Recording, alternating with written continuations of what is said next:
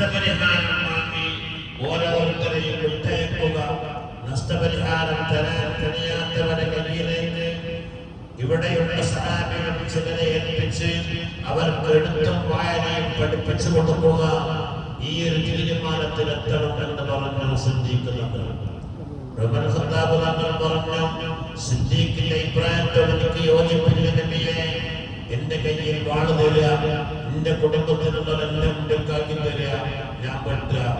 അലീതങ്ങളുടെ മുമ്പിൽ അലീതങ്ങൾ കുടുംബത്തിനുണ്ടാക്കി കൊടുക്കുക, ഓല് കൊടുക്കുക, ഒരൊറ്റ നിലയും കറുത്തവിടാൻ പറ്റില്ല.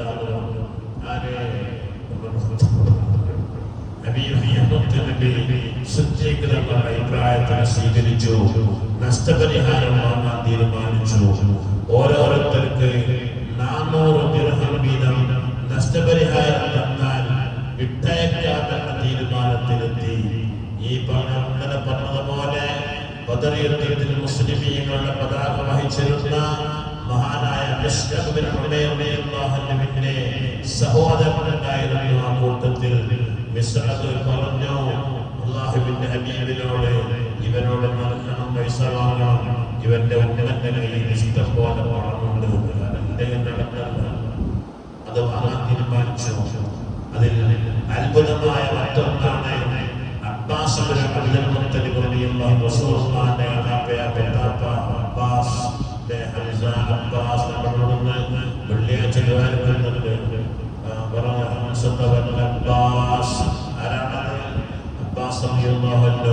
മക്കയിൽ നിന്ന് ഖുറൈശികളുടെ കൂടെയാണ് യുദ്ധത്തിൽ വന്നത്. ഖുറൈശി ആ യുദ്ധത്തിൽ പിടിക്കപ്പെട്ട അബ്ബാസിനോട് 400 ദിർഹം, അതല്ല മറ്റൊരു അഭിപ്രായ പ്രകാരം നല്ല പണക്കാരനായതുകൊണ്ട് 100 ഊക്കിയ 100 സ്വർണമാണ് അബ്ബാസിന്റെ നഷ്ടപരിഹാരം ഉണ്ടായിരുന്നത്. അബ്ബാസ് റസൂലുള്ളാഹിന്റെ വന്നിട്ട് പറഞ്ഞു, മക്കയിലെ ഏറ്റവും വലിയ ദരിദ്രനാണ് ഞാൻ, എന്റെ കയ്യിൽ ഒന്നും തരാനില്ല എന്ന് പറഞ്ഞു. ഹബീബായ മുത്തനബി ചോദിച്ചു, നീ മക്കാ മുശ്രിക്കീങ്ങളുടെ കൂടെ ബദറിലേക്ക് പുറപ്പെടുമ്പോൾ നിന്റെ സമ്പത്ത് മുഴുവനും നിന്റെ ഭാര്യയായ ഉമ്മുൽ ഫദ്ലിന്റെ അടുത്ത് കൊണ്ടുപോയി വെച്ചു. എന്നിട്ട് അത് നിങ്ങൾ രണ്ടുപേരും ഒരു സ്ഥലത്ത് ഒഴിച്ചിട്ടു. എന്നിട്ട് നീ ഉമ്മുൽ ഫദ്ലിനോട് പറഞ്ഞു, ഞാൻ ഈ യാത്ര കഴിഞ്ഞ് തിരിച്ചു വരികയാണെങ്കിൽ ഈ സമ്പത്ത് എന്നെ ഏൽപ്പിക്കണമെന്നും, ഞാൻ തിരിച്ചു വരാതിരുന്നാൽ എന്റെ 3 മക്കളുണ്ട്, അവർക്കാണ് ഈ സമ്പത്ത് എന്ന് വസീയത്ത് ചെയ്തുകൊണ്ടല്ലേ നീ ബദറിലേക്ക് പോകുന്നത് എന്ന് അബ്ബാസ് തങ്ങളോട് ഹബീബായ മുത്തനബി ചോദിച്ചപ്പോഴാണ് അശ്ഹദു അല്ലാ ഇലാഹ ഇല്ലല്ലാഹ് വ അന്നക റസൂലുള്ളാഹ്, ഞാനും എന്റെ ഭാര്യയും മാത്രം പറയുന്ന ഈ രഹസ്യം അത് അല്ലാഹു അല്ലാതെ മറ്റൊരാൾ പറഞ്ഞു തരാനില്ല, അതുകൊണ്ട് ഞാനിതാ വിശ്വസിച്ചിരിക്കുന്നു എന്ന് പറഞ്ഞു. പക്ഷേ നഷ്ടപരിഹാരം വാങ്ങിയിട്ടാണ് വിട്ടയച്ചത്. അത് മറ്റൊരു അങ്ങനെ യുദ്ധങ്ങളൊക്കെ കഴിഞ്ഞ് മക്കയിൽ വല്ലാത്ത മൂകതയാണ്. എല്ലാവരും പ്രയാസത്തിലാണ്, എല്ലാവരും വിഷമത്തിലാണ്. നേതാക്കളാണ് അറിയപ്പെടുന്ന ഒരു നേതാവ് പോലും ബാക്കിയില്ലാതെയാണ് മക്കയിലേക്ക് മുസ്ലിമീങ്ങൾ തിരിച്ചു വന്നത്. അങ്ങനെ ഇരിക്കുമ്പോഴാണ് ഉർവത്ത് ബിൻ സുബൈർ എന്ന് പറയാതെ ജലസ ഉമൈർ ബിൻ വഹബ് മഅ സഫ്വാൻ ബിൻ ഉമയ്യ ബഅദ മുസാബി അഹ്ലി ബദർ മിൻ ഖുറൈശ് ഫിൽ ഹിജ്റ. ഹിജ്റയിലെ ഉള്ളിൽ 2 മുസ്ലിമീങ്ങൾ ഇരിക്കുന്നു. ഇവരാണ് പേര് ഉമൈർ ബിൻ വഹബ് എന്നാണ്, മറ്റേയാളുടെ പേര് സഫ്വാൻ ബിൻ ഉമയ്യ. ഈ ഉമൈർ ബിൻ വഹബിനെ കുറിച്ച് അന്നേവരെയുള്ള സംസാരം ശൈത്താനും മിൻ ശയാത്തീൻ ഖുറൈശ്, ഖുറൈശിൽപ്പെട്ട ഏറ്റവും വലിയ പിശാചാണവൻ. വകാന യുദി റസൂലുള്ളാഹി വഅസ്ഹാബഹു, നബിയെയും സഹാബത്തിനെയും എങ്ങനെ തകർക്കാൻ കഴിയും, എങ്ങനെ ബുദ്ധിമുട്ടിക്കാൻ കഴിയും, ആ നിലക്ക് ബുദ്ധിമുട്ടുകൾ കൊടുക്കുന്ന ഒരു നീചനായിരുന്നു ഉമൈർ ബിൻ വഹബ് എന്ന് പറഞ്ഞത്.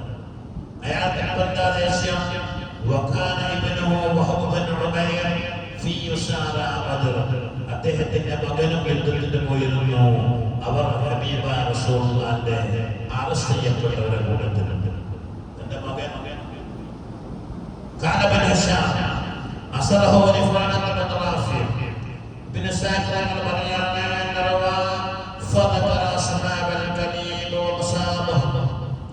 അവർ രണ്ടാളും ഇരുന്നിട്ട് ബദർ യുദ്ധത്തെ കുറിച്ച് ചർച്ച ചെയ്യാതെ ആ കൊട്ടക്കിണറ്റിലേക്ക് വലിച്ചു കൊണ്ടുപോയി ഇടപെട്ട നേതാക്കളെ കുറിച്ച് പറഞ്ഞു. അങ്ങനെ പറയുമ്പോൾ സഫ്വാൻ ഇബ്നു ഉമയ്യ ചോദിച്ചു, ആ നേതാക്കന്മാരൊക്കെ പോയി ഇനി നമ്മൾ എന്തിന് ജീവിക്കുക, എന്ത് സന്തോഷമാണ് നമ്മൾക്കുള്ളത് എന്ന് ചോദിച്ചു. അപ്പോൾ പറഞ്ഞു, സദഖത, നിന്റെ അതേ അഭിപ്രായം തന്നെയാണ് എനിക്കുള്ളത്. എന്നിട്ട് പറഞ്ഞ്, വല്ലാഹി ലൗലാ ദൈനൻ അലയ്യ ലൈസ ലഹു ഇൻദി ഖലാവൻ വഇയാലൻ അഖ്ശാ അലൈഹിം ളൈഅത ബഅദി ലറകിബതു ഇലാ മുഹമ്മദിൻ ഹത്താ തഖ്തുലഹു ഫഇന്നനി ഖിബലഹും ഇല്ലത ഇബനി അസീർ ഫീ ഐലിഹിം. ഉമൈർ ബിൻ വഹബ് പറയാ, ആരോട്? സഫ്വാൻ ഇബ്നു ഉമയ്യ. ഈ പറഞ്ഞത് വളരെ സത്യമാണ്. എന്റെയും ആഗ്രഹങ്ങളായി ജീവിച്ചിട്ട് കാര്യമില്ല. എനിക്ക് രണ്ട് പ്രശ്നങ്ങളായി ലോകത്ത് ഒന്ന്, ഞാൻ കടക്കാരനാണ്, എനിക്ക് ഒരുപാട് കടമ്പുണ്ടാണ്. നോക്കി, മുസ്ലിംകളായ കുഫരിയത്തിന്റെ ആ സമയത്ത് പോലും കടം അത് വലിയ ഒരു പ്രശ്നമായി കണ്ടിരുന്നവരാണ് മക്ക മുശ്രിക്കീങ്ങൾ. ഇപ്പൊ നമ്മളൊക്കെ പ്രശ്നമില്ലാത്ത ഈ സഫ്വാൻ പറയുന്ന ഉമൈർ പറയുന്നത്, എനിക്ക് കടമുണ്ട്, അത് വീടാനുള്ള ഒരു മാർഗവും എന്നിലില്ല, ആ ഒരു പ്രയാസം എനിക്കില്ലായിരുന്നെങ്കിൽ. രണ്ടാമത്തേത്, എന്റെ കുട്ടികളുണ്ട്, അവർക്ക് ചെലവ് കൊടുക്കാതെ അവർ പട്ടിണിയായി മരിച്ചു പോകുമെന്ന പേടി. ഈ രണ്ട് പ്രശ്നങ്ങൾ എനിക്കില്ലായിരുന്നെങ്കിൽ ഞാൻ മുഹമ്മദിലേക്ക് വാഹനം കയറി ചെന്നിട്ട്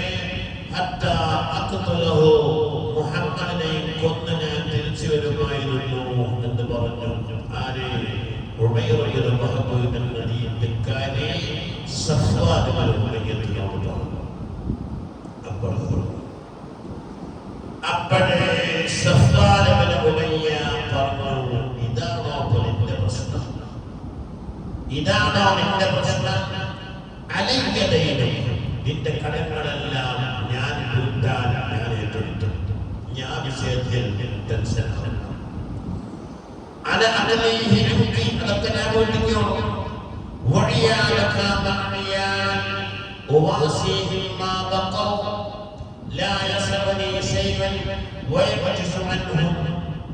എന്നാൽ നിന്റെ മക്കളെ കുറിച്ചുള്ള പേടിയോ വേണ്ട. നിന്റെ മക്കളെ എന്റെ മക്കളെ പോലെ ഞാൻ വളർത്തും. എന്റെ ജീവൻ നിലനിൽക്കുന്ന കാലത്തോളം നിന്റെ മക്കളിൽ ഒരാൾ പോലും പട്ടിണി കിടക്കൂല. അത് ഞാൻ ഏറ്റെടുക്കുന്നു എന്ന് പറഞ്ഞു. അപ്പോൾ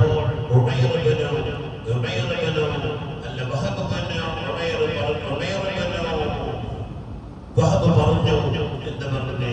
എന്നാൽ ഇത് നമ്മൾ രണ്ടാളും മാത്രം പറയുന്ന രഹസ്യമാണ്. ഞാൻ മക്കയിലേക്ക് പുറപ്പെടുകയാണ്.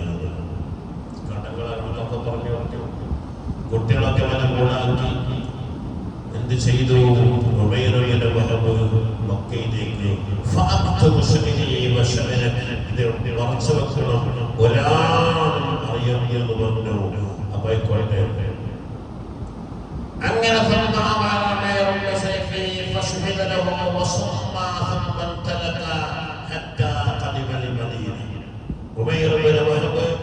നല്ലൊരു വാള് കൈവശപ്പെടുത്തി അത് വിശത്തിലൂട്ടി ശരീരത്തിൽ ഒളിപ്പിച്ചു വെച്ചുകൊണ്ട് ഉമയ്ർ മദീനയിലേക്ക് പുറപ്പെട്ടു. അങ്ങനെ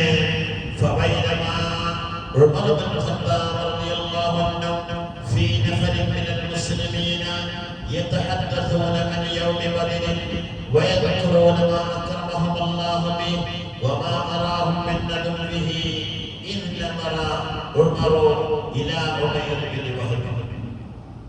മഹത്വത്തെ കൂടിയിട്ടിരിക്കുന്ന കഥകൾ പറഞ്ഞുകൊണ്ടിരിക്കുക. അവർക്ക് പറഞ്ഞാൽ തീരാത്ത കഥകളല്ലേ. ബദർ യുദ്ധത്തിന് പോയത്, അവിടെ വെച്ചുണ്ടായ സഹായങ്ങൾ, അവിടെ മുസ്ലിങ്ങൾക്ക് പറ്റിയ അബദ്ധങ്ങൾ, അവർക്ക് പറ്റിയ പരാജയങ്ങൾ, ഇതൊക്കെ ഇങ്ങനെ പറഞ്ഞുകൊണ്ടിരിക്കുന്ന നേരം പെട്ടെന്ന് തങ്ങളെ കണ്ട് ഉമൈർ ഇബ്നുൽ വഹബിന്റെ അടുക്കലേക്ക് ഇവരവിടെത്തി. ഇവരെ സൃഷ്ടിയിൽ പെട്ടു. ഉമർ തങ്ങൾ പറഞ്ഞു, إذ نظر عمر إلى عمير حين أناح على باب المسجد موسما السيف هذا الكلب عدو الله عمير بن وهب ما جاء إلا للسجن. മദീന പള്ളിയുടെ കവാടത്തിന്റെ തൊട്ടരികെ ഉമൈർ ബിൻ വഹബ് വാഹനം നിർത്തി. വാഹനത്തിൽ നിന്നിറങ്ങിയപ്പോഴേക്കും ഉമർ ഖത്താബ് തങ്ങൾ അവിടെ ഓടിയെത്തി. എന്നിട്ട് പറഞ്ഞു, ഹാദൽ കൽബ് എന്ന വാക്കാവേ, ഈ ഖുറൈശിൽപ്പെട്ട ഈ നായ വെറുതെ വന്നതല്ല, എന്തോ വേണ്ടാത്ത ഉദ്ദേശങ്ങളും വെച്ച് വന്നതാണ് ഇവൻ. അവനെ ഒരു കാരണവശാലും നിബിധങ്ങളുടെ അടുക്കലേക്ക് കയറ്റാൻ പാടില്ല എന്ന് പറഞ്ഞു. ثم دخل عمر على رسول الله. എന്നിട്ട് ഉമർ തങ്ങൾ റസൂലുള്ളാഹിയുടെ അടുത്ത് ചെന്ന് فقال يا نبي الله هذا عدو. നബിയെ, പള്ളിയുടെ പുറത്ത് ഉമൈർ ഇബ്നുൽ വഹബ് എന്ന നീചനായ മനുഷ്യൻ എന്തിനാ വന്നതറിയാം. فأدخله علي وتبرأ مريض. فأقبل عمر حتى أخذ بحمالة سيفه في عنقه فنبه بها. ഉമർ ഖത്താബിന്റെ കയ്യിലാണ് അവന്റെ പരട്ടിലുള്ളത് പിടിച്ച് അങ്ങനെ കൊണ്ടുപോയിട്ട് وقال من كان مؤمنا فادخلوا على رسول الله فاجلسوا عنده.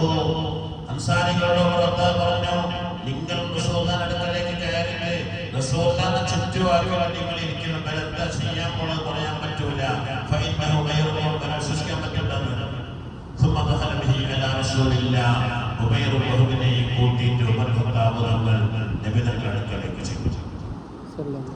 فلما رأى رسول الله നബി തങ്ങൾ ഉമൈർ ബിൻ വഹബിനെ ഉമർ ഖത്താബ് തങ്ങൾ പഠിച്ചു വെച്ചത് കണ്ടപ്പോൾ പറഞ്ഞു, അർസിൽഹു യാ ഉമർ, അവനെ വിടുമറന്ന് പിടിച്ചു നിർത്തപ്പെട്ടു. എന്നിട്ട് പറഞ്ഞു, യാ ഉമൈർ ഉദ്നു, ഇങ്ങോട്ടടുത്ത് വാ ഉമൈർ. ഫദന ഉമൈർ ബിൻ വഹബ് നബി തങ്ങളുടെ അടുക്കലേക്ക് അടുത്തു നിന്നു. ثم قال, ഉമൈർ പറഞ്ഞു, ഇന്നമു സബാഹ. അത് അറബികളുടെ നമ്മൾ അസ്സലാമു അലൈക്കും എന്ന് പറയുന്നതിന് പകരം അവർ ഉപയോഗിക്കുന്ന ഒരു വാക്കായി ഇന്നമു സബാഹ. വകാന തഹിയ്യത്തുൽ ജാഹിലിയ്യ. റസൂൽ പറഞ്ഞു, ഖദ് അക്രമന അല്ലാഹു ബിതഹിയ്യത്തി ഖൈരി മിൻ തഹിയ്യതിക യാ ഉമൈർ. അസ്സലാമു അലൈക്കും എന്നൊരു തഹിയ്യത്ത് ഞങ്ങൾക്ക് അല്ലാഹു തന്നിരിക്കുന്നു. ഇനി സബാഹ ഞങ്ങൾക്കില്ല എന്ന് പറഞ്ഞു. അപ്പോഴേ കാല അമാവല്ലാഹി യാ മുഹമ്മദ് ഇൻ കുന്തു ബിഹാല ഹദീസ് അഹദിൻ ഫമാ ജാഅ ബിക യാ ഉമൈർ. അപ്പോൾ ഉമൈർ പറഞ്ഞു, അതെനിക്ക് അറിയില്ലായിരുന്നു, മാപ്പാക്കണമെന്നൊക്കെ പറഞ്ഞു. അപ്പോൾ റസൂലുള്ളാഹി ചോദിച്ചു, നീ എന്തിനു വന്നതാണ് ഉമൈർ എന്ന് ചോദിച്ചു. കാല ജിഅ്തു ലിഹാദൽ നസീബ് അല്ലദീ ഫീ യദീകും ഫഹ്സിനു ഫീഹി. എൻ്റെ മകൻ നിങ്ങളുടെ അടുക്കൽ അറസ്റ്റ് ചെയ്യപ്പെട്ടിട്ടുണ്ട്, എനിക്ക് എൻ്റെ മകനെ വിടുതരണം. അതിനെ വന്നതാണ്. അതെ. എന്നാൽ നിന്റെ ശരീരത്തിൽ വാളുണ്ടല്ലോ, അതെന്തിനാ? നീ ഒരു വാളം കൊണ്ടല്ലേ പറയണേ? മകനെ വിട്ടുതരാൻ ആവശ്യപ്പെടാൻ വാളിന്റെ ആവശ്യമില്ല. അപ്പൊ പറഞ്ഞു,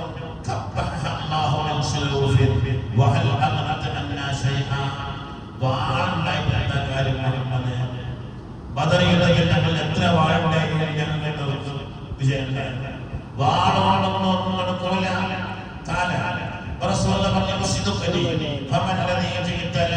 നീ എന്തിനാ വന്ന സത്യം പറയും? ഞാൻ എന്റെ മകനെ വിളിച്ചു കൂട്ടിക്കൊണ്ടാണ് വേറൊരു ഉദ്ദേശവും.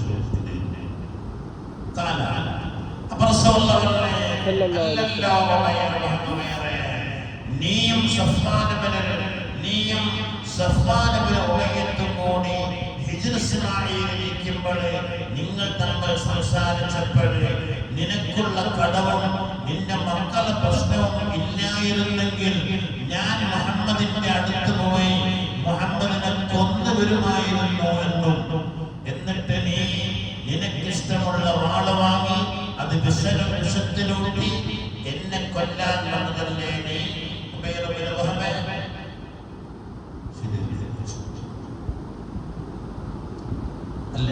നിന്റെ കടങ്ങളൊക്കെ സഫ്വാൻ ഏറ്റെടുത്തില്ലേ? നിന്റെ മക്കളെ സഫ്വാൻ ഏറ്റെടുത്തില്ലേ? പിന്നെ നീ എന്തിനാ വന്നത് എന്ന് ചോദിച്ചു. അപ്പോഴാണ് ഉബൈർ ഇബ്നുൽ വഹബ് പറഞ്ഞത്, അശ്ഹദു അല്ലാ ഇലാഹ ഇല്ലല്ലാഹ് വ അശ്ഹദു അന്ന മുഹമ്മദൻ റസൂലുള്ളാഹ് ഖദ് കുന്നാ യാ റസൂലല്ലാഹ് നുകദ്ദിബുക ബിമാ കുൻത തഖദീന. ഇതുവരെ അങ്ങ് പറഞ്ഞതെല്ലാം ഞങ്ങൾ കളവാക്കിയവരാണ് നബിയെ. വമാഅൻസലു അലൈക മിനൽ വഹി, എന്തെല്ലാം വഹി ഇറങ്ങി ഞങ്ങളോട് പറഞ്ഞോ അതൊക്കെ ഞങ്ങൾ തട്ടിക്കളഞ്ഞവരാണ്.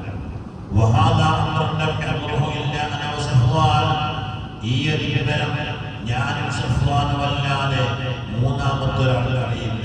ഫവല്ലാഹി ഇന്നി ലഅലമു മാ അതാക ബിഹി ഇല്ലല്ലാഹ്, ഈ ഒരു വിവരം നിങ്ങൾക്ക് കിട്ടിയിട്ടുണ്ടെങ്കിൽ അത് അല്ലാഹു കൊണ്ടുതന്നതാണ്. ഫൽഹംദുലില്ലാഹി അല്ലദീ ഹദാനി ലിൽ ഇസ്ലാം വസാഖനി ഹാദൽ മസാഖ്.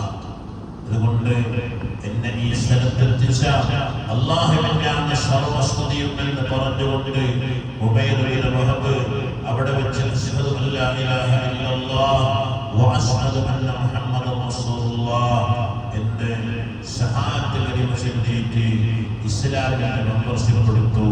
സഹാബത്തിനെ വിളിച്ചിട്ട് റസൂൽ പറഞ്ഞു, ഫഖിഹു അഖാകും ഫീ ദീനിഹി വഅഖ്രിബുൽ ഖുർആന വഅദ്രികു ലഹു മസ്യറഹു. ഇയാൾക്ക് ദീനിന്റെ കാര്യങ്ങൾ പഠിപ്പിച്ചു കൊടുക്കണം, ഖുർആൻ ഓതി പഠിപ്പിച്ചു കൊടുക്കണം. ഇയാളുടെ കുടുംബത്തിൽ ആരൊക്കെ ചെയ്യപ്പെട്ടവരുണ്ടോ അവരൊക്കെ വിട്ടയക്കണമെന്ന് പറഞ്ഞു. അപ്പോൾ വേറെ പറഞ്ഞു, യാ റസൂലല്ലാഹ് ഇന്നി കുന്തു ജാഹിലൻ ലാ ഇത്ഫാഇ നൂരില്ലാഹ്, അല്ലാഹുവിന്റെ ഈ പ്രകാശം കെടുത്തിക്കളയാൻ ഞാൻ ഒരുപാട് അധ്വാനിച്ചവനാണ്. നിങ്ങളെയൊക്കെ ഒരുപാട് ബുദ്ധിമുട്ടിച്ചവനാണ് ഞാൻ. അതുകൊണ്ട് തങ്ങൾ എനിക്ക് സമ്മതം തരണം. ഞാൻ മക്കയിലേക്ക് പോയി എൻ്റെ കുടുംബക്കാരെയും നാട്ടുകാരെയും ഈ മഹത്തായ ഇസ്ലാമിലേക്ക് ക്ഷണിച്ചു കൊണ്ടുവരാൻ എനിക്ക് സമ്മതം തരണമെന്ന് പറഞ്ഞു. ഹബീബായ മുത്തനബി അവർക്ക് സമ്മതം കൊടുത്തു. ഫലഹിക ബിമക്ക, ആരെ? ഉമൈർ ഇബ്നുൽ വഹബ് മക്കയിലേക്ക് തിരിച്ചു. സത്യം നടന്നിട്ടില്ല. മക്കയിലേക്ക് തിരിച്ചപ്പോൾ ഉമൈർ ഇബ്നുൽ വഹബ് വരുന്നുണ്ട് എന്ന് സഫ്വാൻ ഇബ്നു ഉമയ്യത്തിന് വിവരം കിട്ടി. അവൻ ഭയങ്കര സന്തോഷത്തിലാണ്. തിരിച്ചു വരുന്നുണ്ടെങ്കിൽ മുഹമ്മദിന്റെ തലയെടുത്തിട്ടുണ്ടാവും, അല്ലാതെ തിരിച്ചു വരാൻ കഴിയില്ലല്ലോ. വിഷത്തിലൂട്ടിയ വാളുമായി മുഹമ്മദിന്റെ തലയെടുക്കാൻ പോയാണല്ലേ. അവൻ തിരിച്ചിരുന്നു എന്നറിഞ്ഞപ്പോൾ സഫ്വാൻ ഇബ്നു ഉമയ്യ എന്തുണ്ടായി? മക്കയിൽ കഅബത്തിന്റെ അടുക്കൽ വന്നിട്ട് വിളിച്ചു പറഞ്ഞു, അബ്ശിറൂ, സന്തോഷിച്ചോളൂ, ബിബഖറത്തിൻ തഅതീകുമുൽ ആന ഫീ അയ്യാമിൻ തുൻസീകും ബഖറത ബദർ. ബദറിൽ നടന്ന സംഭവങ്ങൾ മുഴുവനും മറപ്പിക്കുന്ന ഒരു മഹത്തായ സന്തോഷ വാർത്തയുമായിട്ട് ഉമൈർ ഇബ്നു വഹബ് മക്കയിലെത്താനായിരിക്കുന്നു. സഫ്വാൻ വിചാരിച്ചത് റസൂലുള്ളാഹിനെ കൊന്ന വിവരം പറയാൻ വരികയാണ് ഉമൈർ. അതാണ് സന്തോഷിക്കുന്നത്. حتى قدم راكب فأخبره الإسلام. അപ്പോഴാണ് സഫ്വാൻ ഇബ്നു ഉമയ്യയുടെ അടുക്കലേക്ക് ഒരു വാഹനക്കാരൻ ഓടി വന്നിട്ട് പറഞ്ഞു, നിങ്ങൾ വിചാരിച്ചതുപോലെയല്ല ഉമൈർ ഇബ്നു വഹബ് മുഹമ്മദിനെ കൊണ്ട് വിശ്വസിച്ചാണ് വരുന്നത്. فلما قدم عمير مكة أقام بها يدعو إلى الإسلام ويبين من خالفه أذى شديدا. മക്കയിൽ വന്നിട്ട് പിന്നീട് ഉമൈർ ഇബ്നുൽ വഹബ് ഇസ്ലാമിലേക്ക് ആളെ ക്ഷണിച്ചുകൊണ്ടിരുന്നു. ഫഅസ്ലമ അലാ യദൈഹി നാസ് കസീർ. നിരവധി ജനങ്ങൾ ഉമൈറിന്റെ ക്ഷണം കാരണമായി ഇസ്ലാമിലേക്ക് വന്നു എന്ന് ചരിത്രം പറയുന്നു.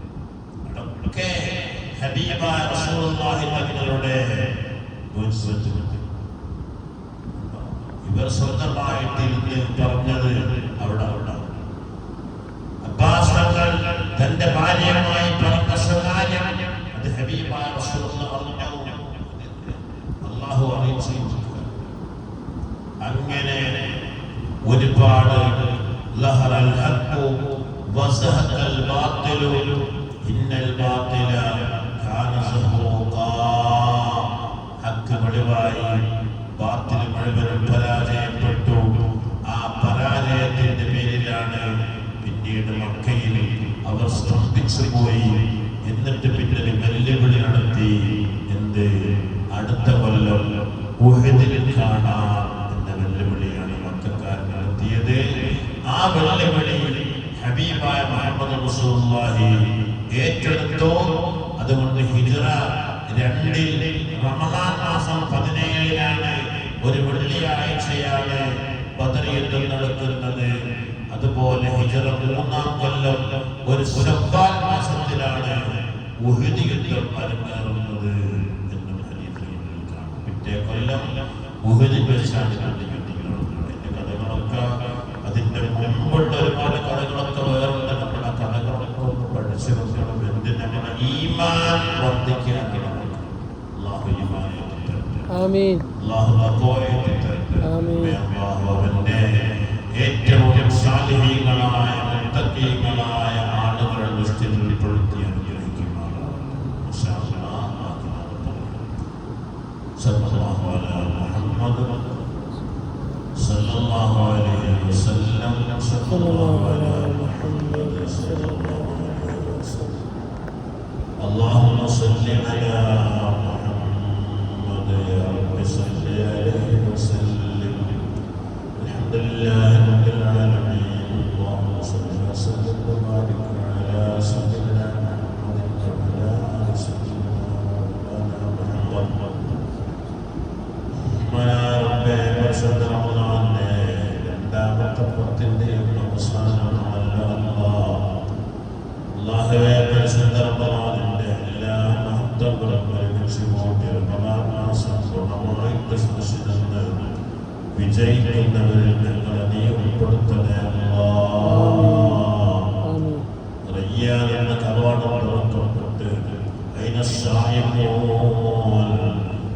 മലക്കുകൾ വിളിച്ചു ചോദിക്കുമ്പോൾ ആ കവാടത്തിലൂടെ സ്വർഗത്തിലേക്ക് പ്രവേശിപ്പിക്കപ്പെടാൻ കാരണമാകുന്ന നോമ്പുകാല കൂട്ടത്തിൽ ഞങ്ങളെ നീ ഉൾപ്പെടുത്തണേ ആമീൻ. ഞങ്ങളൊക്കെ നീ നിന്റെ സാന്നിധ്യങ്ങളിൽ ഉൾപ്പെടുത്തണേ ആമീൻ. സ്വീകരിക്കണേ ആമീൻ. സയ്യിദാത്തുകൾക്ക് മാപ്പ് തരണേ ആമീൻ. ഞങ്ങളൊക്കെ കൽബിനെ നന്നാക്കി തരണേ ആമീൻ. മാരിഫത്തിന്റെ നൂറ് കൊണ്ട് ഞങ്ങളെ കൽബ് പ്രകാശിപ്പിക്കണേ ആമീൻ.